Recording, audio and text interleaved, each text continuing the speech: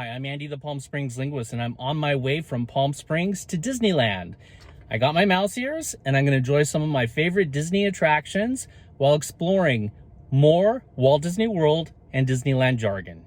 I made a video about Walt Disney World and Disneyland Jargon. The response has been fantastic, and in the process of making and sharing the video, many fellow cast members made me realize that I barely scratched the surface with Disney Jargon. So here is more Walt Disney World and Disneyland Jargon. I was a Disneyland cast member in the 1980s and 1990s. I started out in outdoor vending, and then transferred to attractions, and occasionally got to work on special events, such as artist signings at the Disney Gallery. Keep in mind that I was a first-generation annual pass holder in 1983 and then worked as a cast member from 1986 to 1996. So some of the jargon in this video is current, but some is old school Disney. Let's get started. Wienie. Wienie is jargon that dates all the way back to Walt Disney himself. Walt felt that each land should have something that would visually catch your attention and draw you deeper into the land. In Disney jargon, this is called a wienie. The castle is the wienie that draws you down Main Street. The carousel is the wienie that draws you into Fantasyland. The steamboat is the wienie that draws you into Frontierland at Disneyland or Liberty Square in Walt Disney World. The rocket jets is the wienie to draw you into Tomorrowland. Notice that Adventureland has no wienie. That was by design, so that Adventureland would feel mysterious. Lost parent. Well, at Disney, there is no such thing as a lost kid. Only parents get lost. Now that cell phones are so prevalent, there probably aren't that many lost parents nowadays, since all they have to do is call the rest of their party to verify that they have the kid. When I was a cast member at Disneyland in the 80s, prior to cell phones, sometimes large parties would split up into two small groups and go the better part of a day, with both small groups assuming that the other group had the child.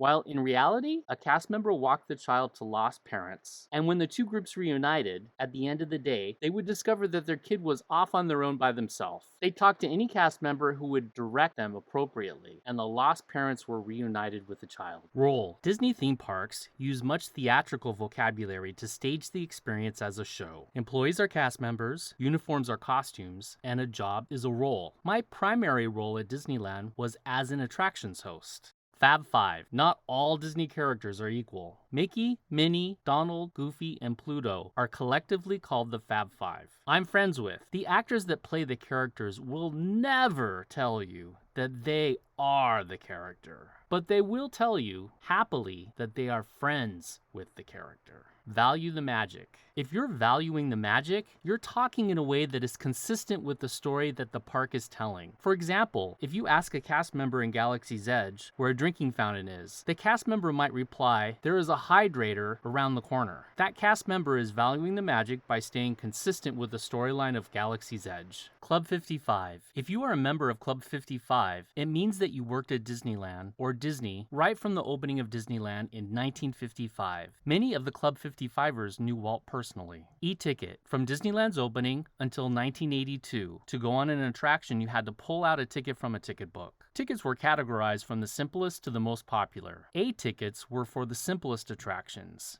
In the middle were B, C, and D tickets, and the very top attractions required an E-ticket, while attractions no longer require tickets. The term E-ticket still refers to a must-see attraction. For example, Rise of the Resistance is an E-ticket attraction, even though tickets have never been required to ride it. The hub. Disneyland and the Magic Kingdom were originally designed similar to the shape of a wheel. The center of the wheel, the large circular area at the end of Main Street in front of the castle, is called the hub, and each land off of the hub is like the spoke of a wheel. At Disney, the hub has two distinct meanings. In addition to the hub in the park, cast members also have a hub online, used as a central location for cast member benefits and information. Rehab. While Disney provides regular maintenance on all their attractions, occasionally an attraction is set to close for an extended period of time so that deeper maintenance can be performed on the attraction, so that it performs and looks its very best. If an attraction is down for rehab, then it's closed to guests for the time being. Soft opening. When a new attraction opens, it has a grand opening date. Prior to that date, the attraction is cycled over and over to work out the kinks and to learn how to improve the experience. First, the attraction is cycled with cast members, but eventually they usually open it to regular guests prior to the grand opening. That is called a soft opening. If you see an attraction during its soft opening, you're getting a very special sneak peek of the new attraction.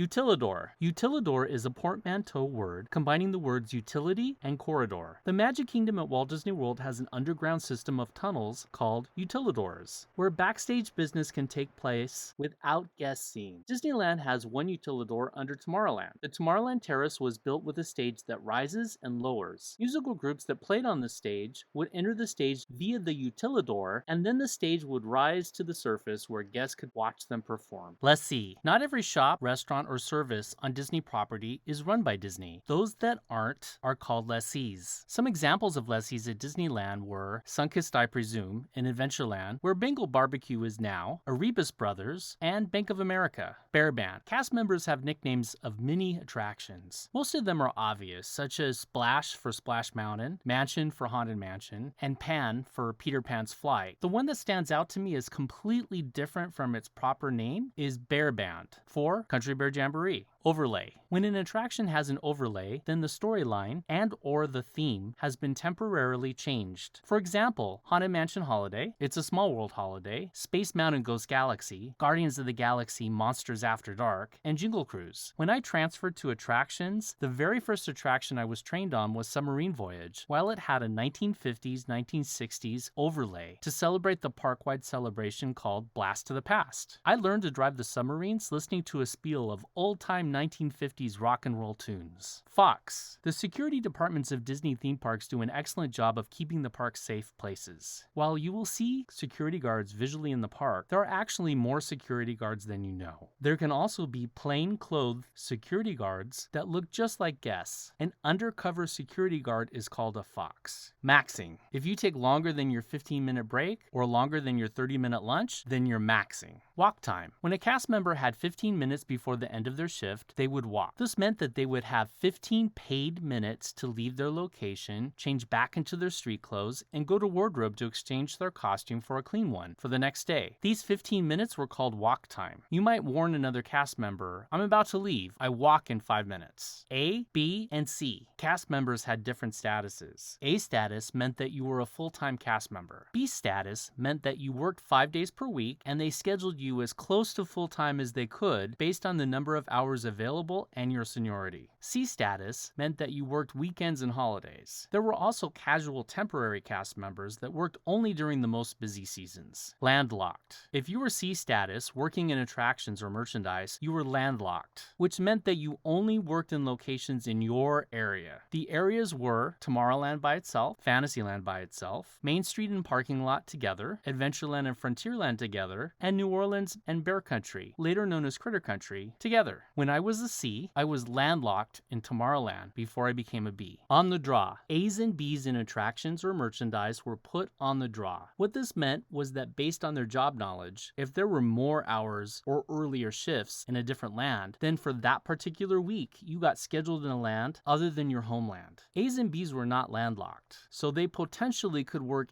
anywhere in the park. For many years, my homeland was Tomorrowland, but I would sometimes get sent to Fantasyland or New Orleans Critter Country on the draw. Every week, I would anxiously look at the draw to see where I would be that week. Sometimes it was good news, other times bad. Hire date versus seniority date. Your hire date is your very first day as a cast member. In most jobs, your hire date and your seniority date would be the exact same thing. But Disneyland had a system where most people hired in as a casual temporary cast member, and no matter how many years they worked as a casual temporary cast member, they never gained any seniority until they turned permanent. Your first day with permanent status was your seniority date, which almost invariably was later than your hire date. Disney Look. The Disney Look is a set of guidelines that cast members must follow regarding their appearance. In the 1980s, the Disney Look dictated that men always were clean-shaven, had hair that didn't cover their ears, no visible tattoos, and no dark sunglasses. The Disney Look has evolved several times over the years and is now much less restrictive than it once was. My Friday. Cast members work while others play, so very few cast members actually get Saturday and Sunday off. Since weekends are usually the busiest days of the week, so your days off may be unique to you.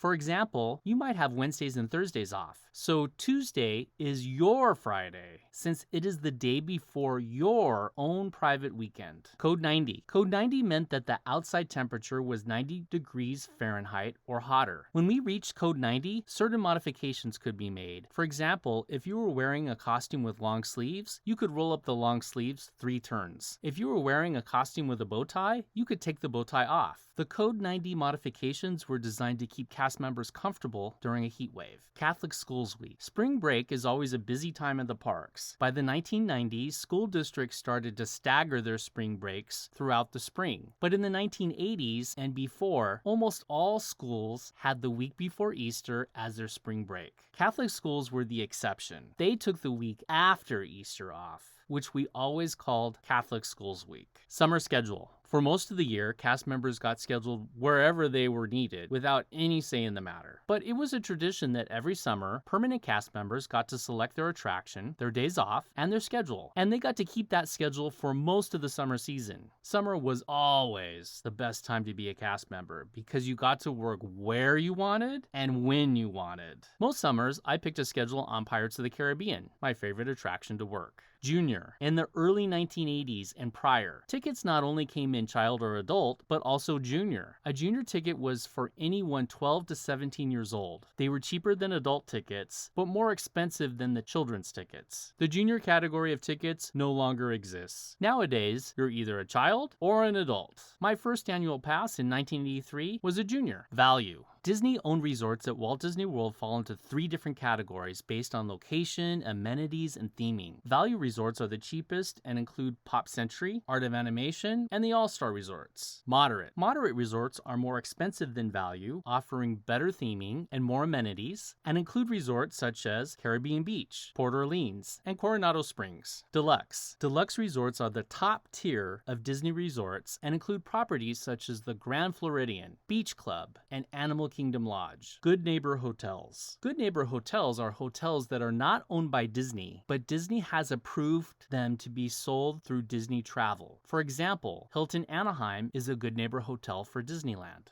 Backup. If an attraction backs up, it means that there has been a vehicle in the loading station for too long. When the vehicles in the station are not moving, the vehicles at the end of the attraction that are approaching the station do not have anywhere to go. So the brakes stop the incoming vehicles and the attraction breaks down. Attractions such as Space Mountain, Matterhorn, Big Thunder, Peter Pan's Flight, and Mr. Toad's Wild Ride were attractions that could potentially back up and break down. No holds. If an attraction cast member yells, "No holds," it means that the loading and unloading process in the station has been going too slowly, and the attraction is in danger of backing up and breaking down if they are not able to send the vehicles through the station more quickly. So if someone yells, "No holds," the cast members should load the next vehicle as quickly as possible, and if there is an empty seat, just let the seat go empty. Don't try to fill it, as it may cause a backup.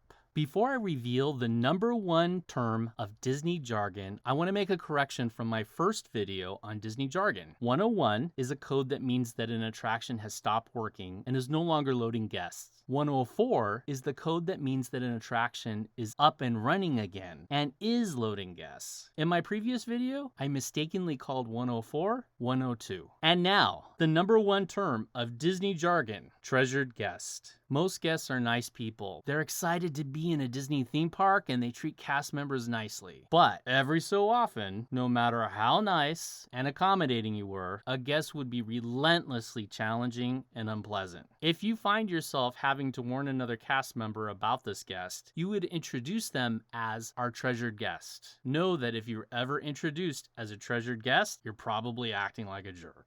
Now I want to hear from you. What is your favorite term of Disney jargon? What Disney jargon did I miss? Let me know in the comment section below. If you enjoyed this video, please click like and subscribe to gain access to past and future episodes of the Palm Springs Linguist. I make videos about language and linguistics and travel destinations and fun events. It's completely free. All it does is tell YouTube to let my videos surface. I hope you enjoyed Disneyland as much as I did and that you gained some insight into Disney theme park jargon. I'm Andy the Palm Springs Linguist. Until next time, see you real soon. If you haven't seen my first video about Walt Disney World and Disneyland jargon, click here. If you've already seen it, then choose one of these other great videos. See you in the next video.